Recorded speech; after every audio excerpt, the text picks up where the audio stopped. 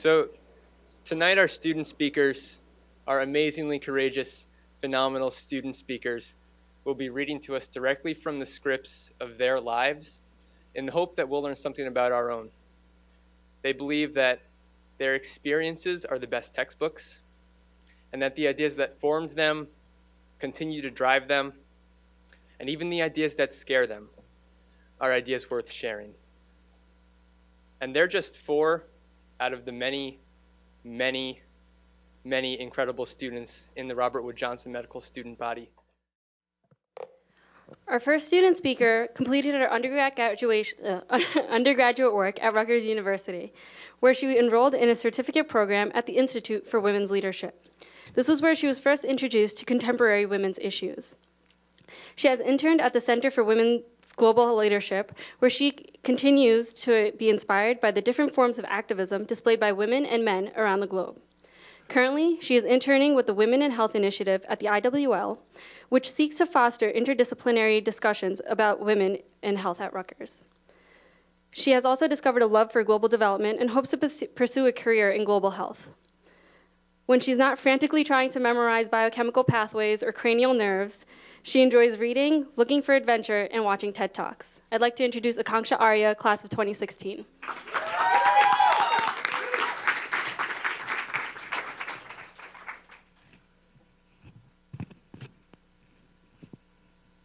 everyone. All right. So what's different about these two pictures? Well, I see two things. One, there's a lot more color, both literally and figuratively. My class, the class of 2016, is much more diverse than the first class here at Robert Wood. Two, there's a lot more women. We had a very interesting incident happen in our school at the beginning of the year. Before one of our lectures, two of our professors, who were both elder and male, were taking pictures of our lecture. And we found this a little odd. When we asked them why, they said it was because our class was so different from their own class. You see, our class had so many women, something that was unheard of in their time, so much so that they felt the need to take pictures. I wasn't sure whether I should feel proud or like a chimp at the zoo. However, now that I think about it, my class comprises of 67% women, and historically, that is an achievement. I entered medicine hearing that it was a very gendered profession, and I thought, all right, maybe we've overcome this and now we're equal. However, as I began to wonder where my class will be 10 to 15 years from now and look into this, I found some things about men and women in medicine that I want to share with you today. I think it's important for us to start talking about this right now and thinking about it as we progress and become leaders in our field. So why am I even talking about this? I mean, we made our noise, we had our movement, women now vote, they now work. There's even more women in my class than men, so we're equal now, right? Not quite. Although the United States has ratified the 19th Amendment giving women the right to vote, it has yet to ratify an equal rights amendment that would give women equal rights all around. So aside from voting, women have little other constitutional protection. Women do work, but they've always worked, both for wages and without wages. And currently, the average woman makes 80 cents to the man's dollar, a number that hasn't changed in nearly a decade now. On the international front, the United States is one of only 6 countries left to ratify the United Nations Convention eliminating discrimination against women. The other 5 countries include countries like Iran, Sudan, and Somalia.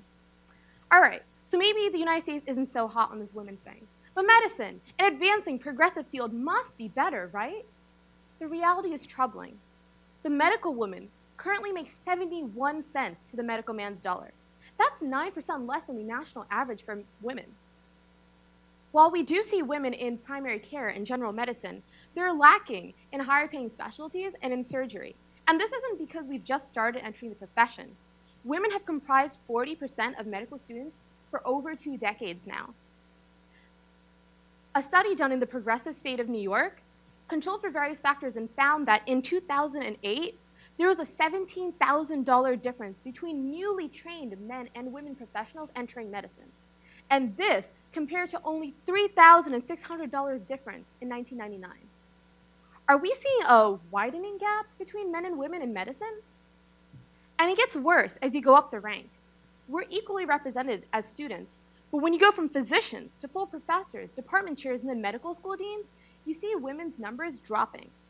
And when women just get leadership positions in medicine, they often hold them for a short amount of time. Or they'll get positions in management and organization, which is really important, but prevents them from being recognized for their achievements and getting promotions. Medical women academics are less likely to get tenure than men, and the track is longer. Here at home, UMDNJ just settled a 5-year-long battle with its professors over sex discrimination. So why is this important? We invest more time and money than ever in this profession. I would like to hope that I and my colleagues progress on merit alone. But are these just coincidences? I don't think so. So then why does this happen? Why aren't women getting ahead? As a society, we have moved from the classical discrimination. Ideas like women shouldn't be in medicine are now archaic. However, we move into the second generation of bias.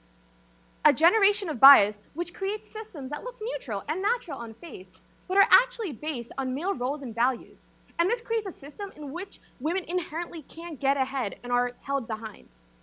For example, while both men and women work, women are more likely to have family responsibilities fall upon them. And they're more likely to be encouraged and individually choose different professions to create a future family-work balance. They also will hesitate to take leadership for fear of disrupting this balance. Now, while that's important, Sheryl Sandberg, the COO of Facebook, notes that this often happens before they even have children, before women are even married, taking them out of the game before they truly are out of the game. To this, Sheryl Sandberg says, lean in, don't get out so early. But it's not that easy, and it's not that simple. As a society, we look at women differently than men. Let's look at leadership. When a male leader displays qualities like assertiveness, self-confidence, and entrepreneurship, he's looked at as a good leader. However, when a woman shows these same characteristics, she's often looked at as abrasive, arrogant, and self-promoting. And we pick up on these things. For fear of looking aggressive, women are less likely to negotiate their salaries or to draw on their professional networks, starting them at a lower baseline that just persists throughout their careers. We also pick up on these signals very early. At the age of 7, an equal number of boys and girls want to be the president of the United States. By the age of 15, the number of girls who still want to be president has significantly dropped, which leads me to wonder, at what age do we stop wanting to be orthopedic surgeon or medical school dean? And this system isn't just subtle. Men are more likely to promote men in their own networks. And this is important when there's a male leader deciding who gets a promotion and who gets a leadership position. Fields often become man's clubs that are hard for women to access. Senator Hillary Clinton, for example, had to teach herself to play golf so that after hours she could join the men on the field where the real decisions were made. So maybe I should become a football player? What do I need to do to make it in medicine as a woman? So as an Indian American, I had very many women role models set out for me. As an Indian, you had the devoted wife, the nurturing mother, and then for the more feisty of us, you had this. Jhansi Ki Rani, warrior queen, ninja, astronaut, race car driver. Just kidding. So, when the elderly king of Jhansi passed away, his wife, the queen, or Jhansi Ki Rani, didn't throw herself into her husband's funeral pyre or shave her head and wail on the banks of a holy river, as surprisingly quite a few women role models in India did. Rather, she decided to take up leadership of her kingdom.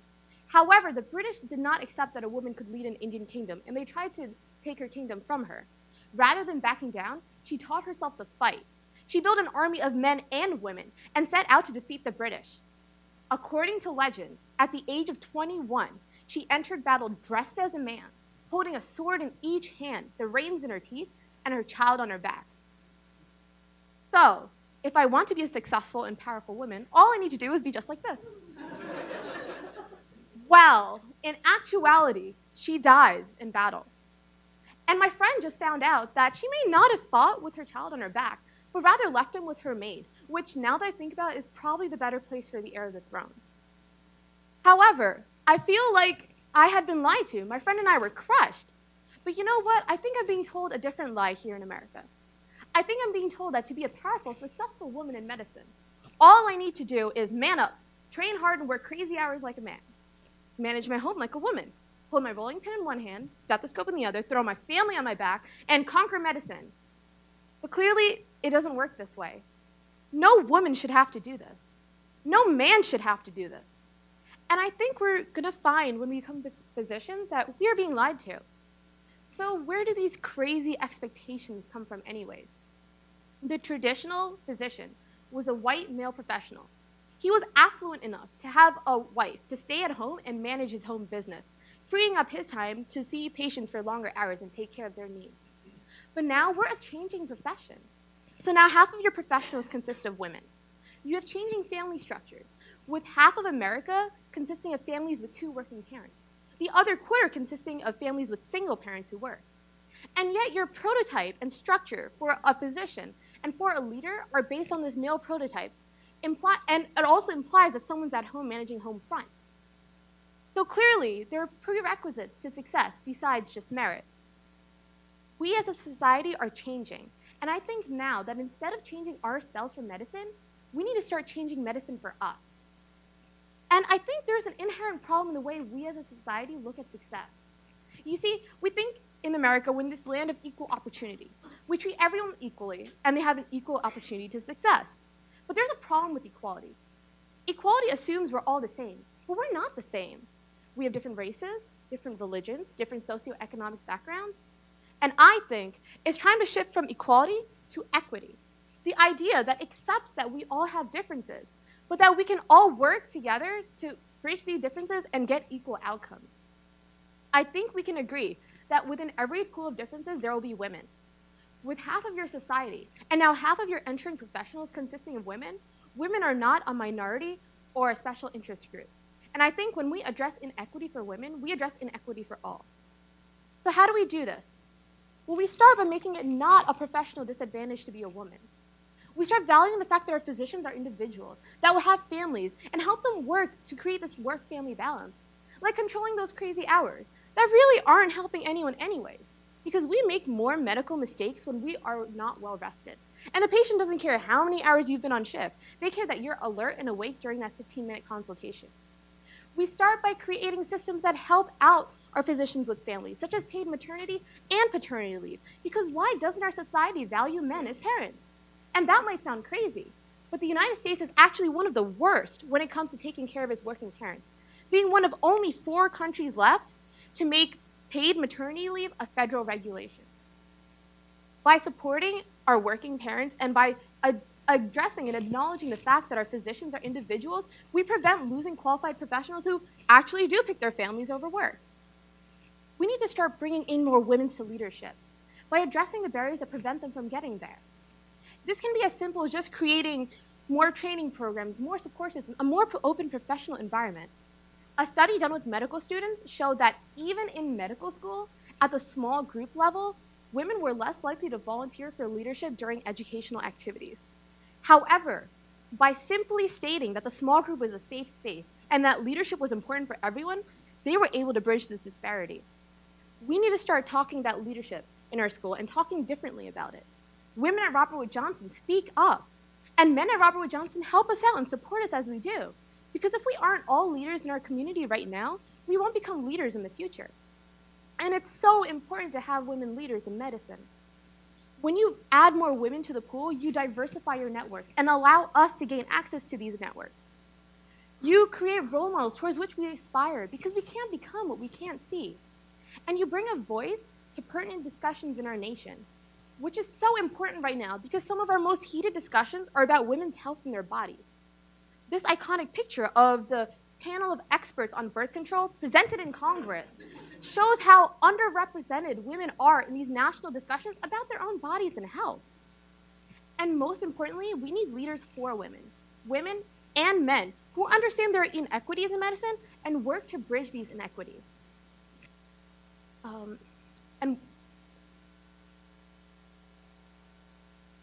right, so there's a greater reason why we need to address these inequities. Women as a group have contributed so much to medicine. They've helped us find trends in cancer and create treatments for them. They've helped us spearhead research in heart disease and help us understand that it's not a man's disease, but it's actually killing more women. And now we're turning the tide of heart disease because of it. They helped us avert a thalidomide crisis in the United States and treat blue baby syndrome. They helped us create cardiac catheters, open heart surgery, stave cholera outbreaks in developing countries. These and so many other contributions affect the lives of hundreds of people every day, which leads me to wonder, what would have happened if these women and other women had been prevented from progressing in their profession? How many lives would we have lost? And how many lives do we continue to lose because we allow inequity to continue in medical professions? Inequity in medicine takes lives. I personally do not think that women or other underrepresented groups in medicine should be in there solely for numbers.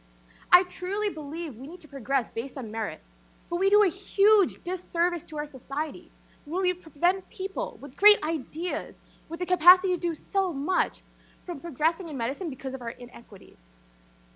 Tonight, I hope we can all make a commitment to work together to end inequity in medicine.